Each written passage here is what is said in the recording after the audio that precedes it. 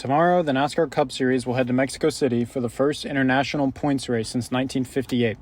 There are many storylines heading into this weekend.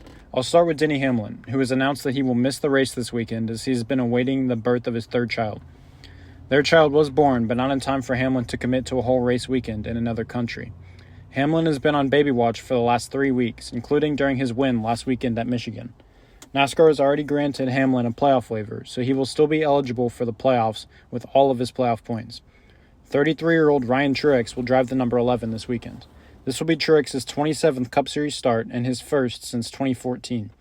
Ironically, this will be Hamlin's first missed race since 2014.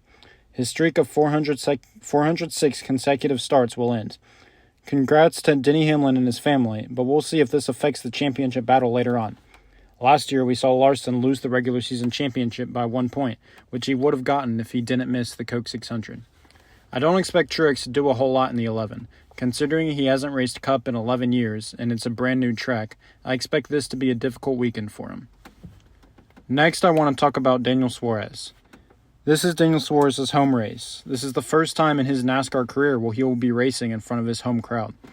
Suarez has had a rough start to the 2025 season. He is 28th in points, 68 points below the playoff cut line.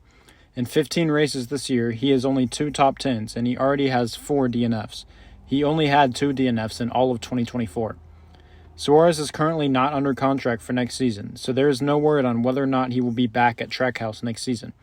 I assume that he will be, but even Suarez has said that the contract situation has become a distraction.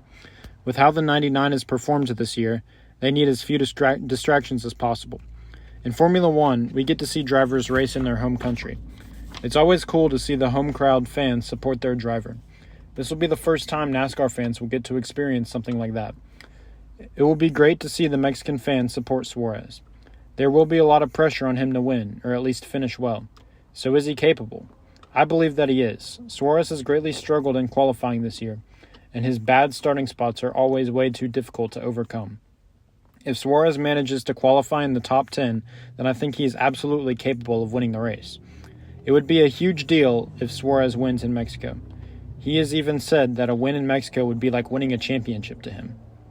I think that we could potentially witness a similar weekend to Charles Leclerc's Monaco win in 2024.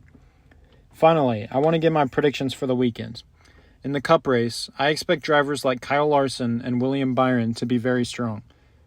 As I said earlier, I think Daniel Suarez will be a contender as well. But my pick to win the race is Shane Van Gisbergen. SVG has run very poorly this year, but there's only been one road course. Considering that this is a track that many drivers are not used to, I expect SVG to have an advantage.